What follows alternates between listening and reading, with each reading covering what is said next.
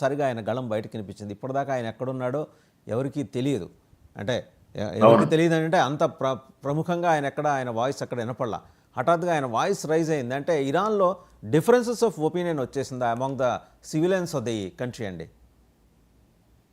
ఇరాన్లో ఎప్పటి నుంచో జరుగుతుందండి అంతర్యుద్ధం అనేది. దరిదాపుగా మాకున్నటువంటి సమాచారం ప్రకారం ఒక 3 సంవత్సరాల నుంచి వాళ్ళు అంతర్యుద్ధం జరుగుతూనే ఉంది. అంటే హిజాబ్ గురించి కానీ, ఈ స్టూడెంట్ ఫెడరేషన్స్ కానీ మీరు చూస్తూనే ఉండుంటారు international news.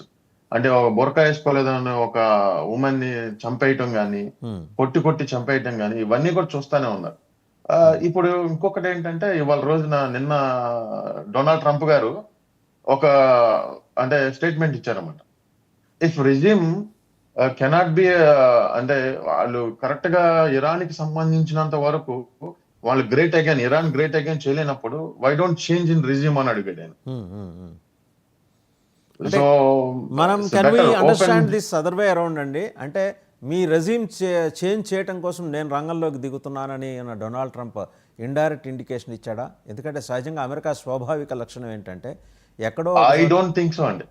I don't think so. Donald Trump గారికి ఉన్నటువంటి లక్షణం ప్రకారం మీరు అందరూ చూస్తున్నట్టు ప్రకారం ఆయన ఏదన్నా కానీ మొహం మీద మాట్లాడేస్తాడు. అదే మన కూడా చూసాం కదా, తులసి గబాడ్తో కూడా అలాగే మాట్లాడారు. ఏమో ఆవిడ ఏం మాట్లాడిందో ఏంటో అని చెప్పేసి ఓపెన్గానే. వాస్తవంగా ఫైనల్ ఇంటెలిజెన్స్ ఇన్పుట్ ఆయనకి దగ్గరికి చేరుతుంది. She's the director of intelligence. ఆవిడ చెప్పిన దాన్ని కూడా ఆయన డినై చేశాడు. కానీ 2 నెలలు ఆగుతానన్న పెద్ద మనిషి 2 రోజుల్లో ఎందుకు నిర్ణయం తీసుకుని ఉంటాడండి? అంటే యాక్చువల్ గా మీరు చూస్తే అండి ఎన్రిచ్మెంట్ అనేది జరిగిపోయింది.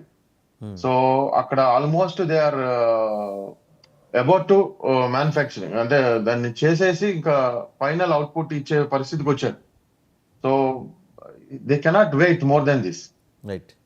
అలాగే ఇంకోటి చూసారా, Khomeini's nuclear speech viral as Trump strikes Iran అని చెప్పేసి ఇంకో కథనం.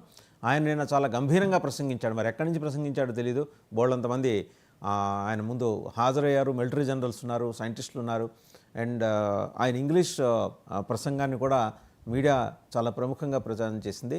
ఇంతకింత ప్రతీకారం తీర్చుకుంటాను అన్నాడు. అంటే ఆయన దగ్గరున్న ధైర్యం ఏంటి? అణ్వాయుధాలు ఆల్రెడీ తయారు చేసుకున్నాడా, కాకపోతే ఎన్రిచ్మెంట్ ఫెసిలిటీని అలా బూచిగా చూపించి వెనకాల వేరే ఎక్కడైనా చేసుకొని ఉండే అవకాశాలు ఉన్నాయా? తయారు చేసుకుని ఉండే అవకాశాలు. ఇప్పుడు ఆయనే ఇంకో స్టేట్మెంట్ ఇచ్చాడండి మొన్న 3 రోజుల క్రితం.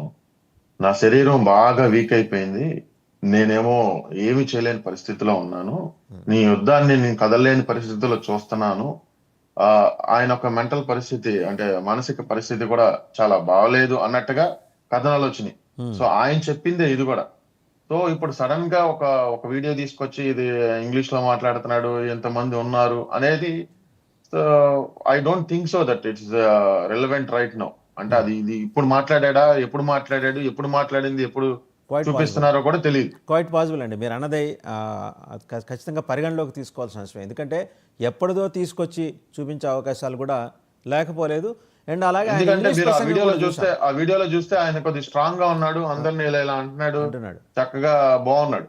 సో లేటెస్ట్ డెవలప్మెంట్ ప్రకారం ఆయనకు ఆరోగ్యం బాగలేదని మనకున్నటువంటి ఇన్ఫర్మేషన్. అయితే already he was shifted to Russia. ఆయన్ని చాలా జాగ్రత్తగా ఆ కథనాన్ని కూడా కొంతమేరకు విశ్వసించదగిన కథనాలే వస్తున్నాయండి. ఎందుకంటే ఆయన ఏమన్నా ఎస్ఎల్ఎంలోకి వెళ్ళిపోతున్నాడా, రష్యా ఎస్ఎల్ఎంలోకి? రష్యా దీన్ని అడ్వాంటేజ్గా తీసుకొని ఇరాన్ భూభాగంలోకి ఎంటర్ అయ్యి తన పరిపాలన ఏమన్నా విస్తరించడానికి కావాల్సిన ఏర్పాట్లు చేసుకుంటోందా? అంటే ఇంతకన్నా మించే అవకాశం రష్యాకి అయితే దొరకదు కదా. ఒకవేళ నిజంగా ఈయన అక్కడికి వెళ్ళి ఉంటే సంగతి చెప్తున్నానండి.